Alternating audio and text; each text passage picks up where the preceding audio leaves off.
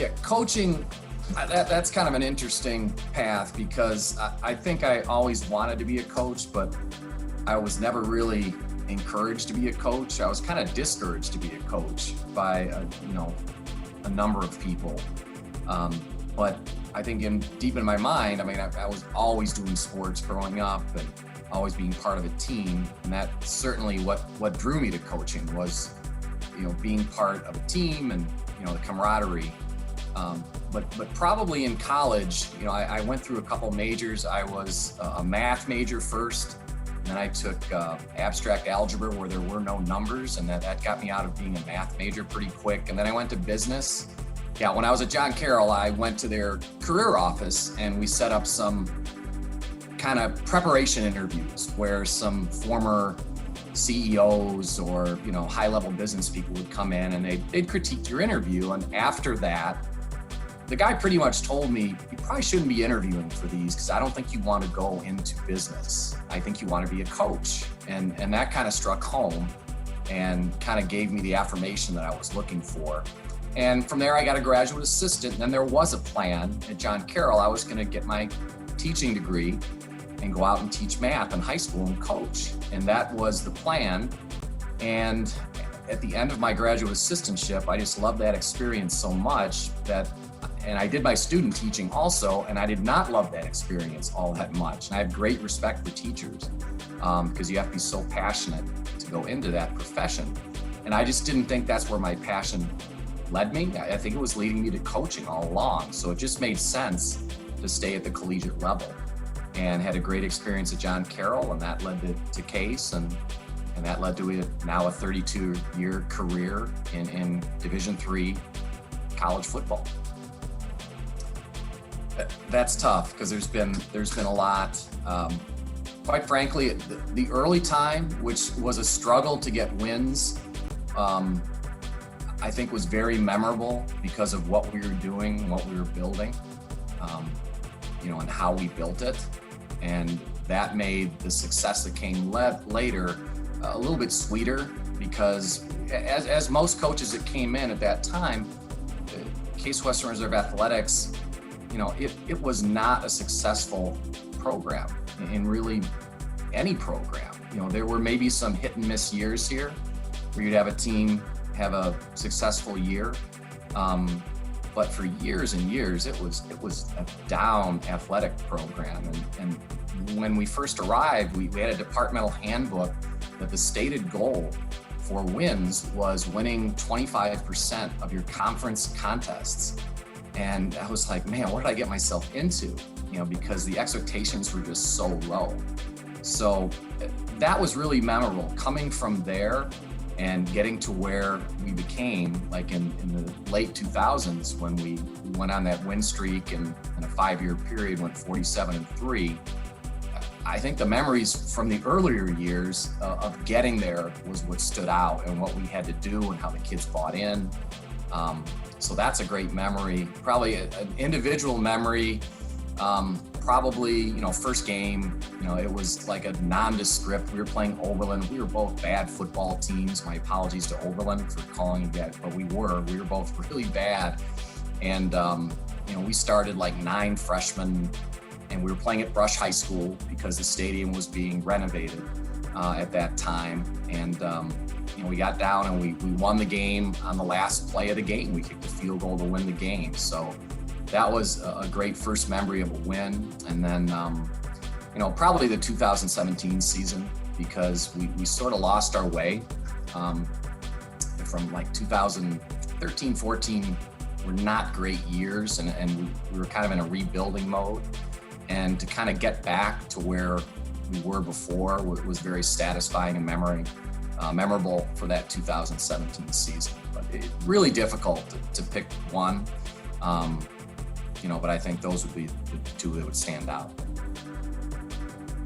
Yeah, I think it's hard to point to one person because I think you're a product of your environment and the people that are in that environment. And I was very lucky as a young coach to be around some great people at John Carroll.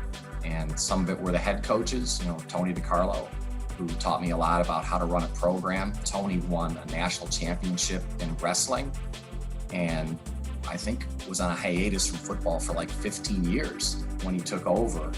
And he didn't know much about football. He was very open about that, but he knew how to run a program and he knew how to lead. So that was really impactful. And then after that, all of the assistants that I worked with, Regis Scaife being one. Regis was the D coordinator at Case and then became the D coordinator at John Carroll, then became the head coach at Case Western Reserve, and later came back to John Carroll as the head coach. And he was the guy that gave me my first opportunity to be an offensive coordinator. So I learned a lot of the nuts and bolts about how to be a coach from Regis. And then probably the guy that influenced me the most, quite frankly, and he's a guy that, probably most people don't know who this is, but a guy named Dave DiCarlo was a high school coach forever. And he was going back to the high schools that he coached at no longer exist, like Byzantine Catholic and places like that kind of merged into Central Catholic. And Dave was my coordinator at John Carroll when I was a senior. And only 1 year, but really impactful. And really another guy that kind of drew me into the coaching profession, just because he was a wonderful person, very encouraging, and really was a great teacher. And that impacted me quite a bit, that coaching was teaching. And if you're a good teacher, you can be a good coach. So, and years later, Dave was our quarterback coach. When I had the opportunity to be a head coach, he was one of the first guys I reached out to.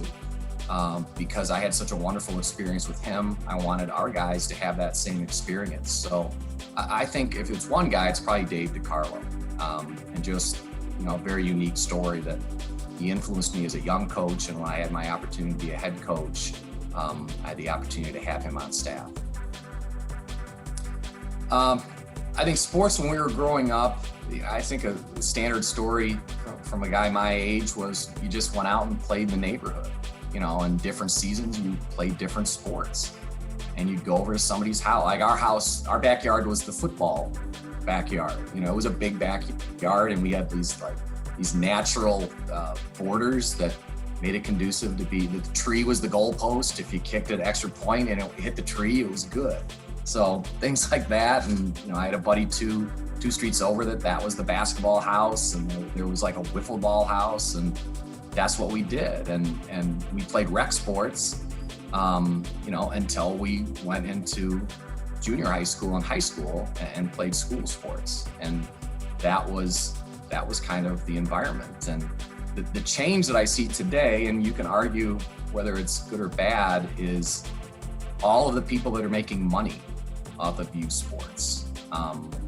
That just didn't exist back when I was coming up. And there was a part of me that wished I had that opportunity, because I know as a kid, I would have loved that.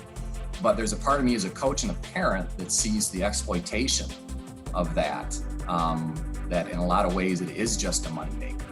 And, it's for the guys that are making the money and not the kids. So that's what I see that has changed. I don't think that the athletes and the kids have changed at all. I think as really young children, that they just are out there having fun. And as they get older, they want to compete and have that experience with the team. But I think it's how you get there that has changed quite a bit, and that might not be for the good. Yeah, that's a really easy one, but it does involve some people from Case Athletics. It was the 2016 Cavaliers NBA championship. And I witnessed that in the queue downtown. The game was in San Francisco, but Sean McDonald had tickets to the viewing party there. So Sean is our former head men's basketball coach. And I went to that event with Sean, his daughter, Leah, and Tiff Crooks, at that time, the women's soccer coach. So it was an atmosphere that I've never experienced and had waited a lifetime as a Cleveland, sports nut to see. And experience that with 20,000 people in the queue was remarkable, the energy that was going on there. And then the most memorable part of that night was leaving the queue. And Sean McDonald's a notorious parking guru, and he won't pay for parking. So we parked like a mile away. And I walked through the city to get to the car, and just the craziness that was happening, and it wasn't like violent, like everybody talked about, boy, if the city's gonna burn down if we ever win the championship. There was none of that. It was just like unbridled, just passion and ecstasy from everybody, and all people from all different types of life, were out celebrating that victory. And as we drove home, Sean and I both live kind of near the Van Aken line for the Rapid. So we were driving down either Shaker or Van Aken, I forget which one. They're both Rapid lines. And people were waiting at the Rapid stations with signs, greeting the people that were coming from downtown, to celebrate the win. It was just a crazy experience.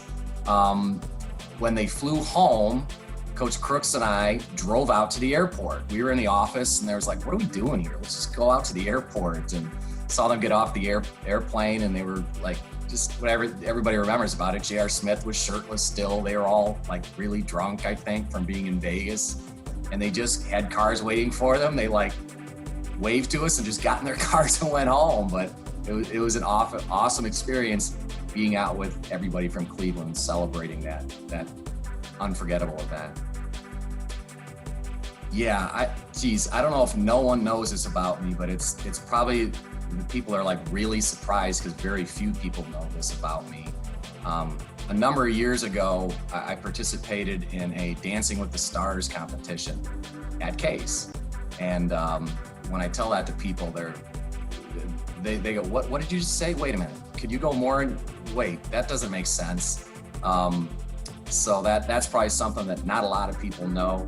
And it was an interesting experience because I knew nothing about dance, and it taught me a lot about how important it is to be a good student and listen and take advice. Because I didn't in the beginning, I fought it and had some trouble, and just kind of being open to push your boundaries. So that was pretty cool. I won, and then I gave the trophy to Coach Crooks again, because she was a big Dancing with the Stars fan. And she eventually took the trophy, and I think she took it had one of those disco balls on it. She took the disco ball off and just put it in the women's locker room. I have no idea if it's still there.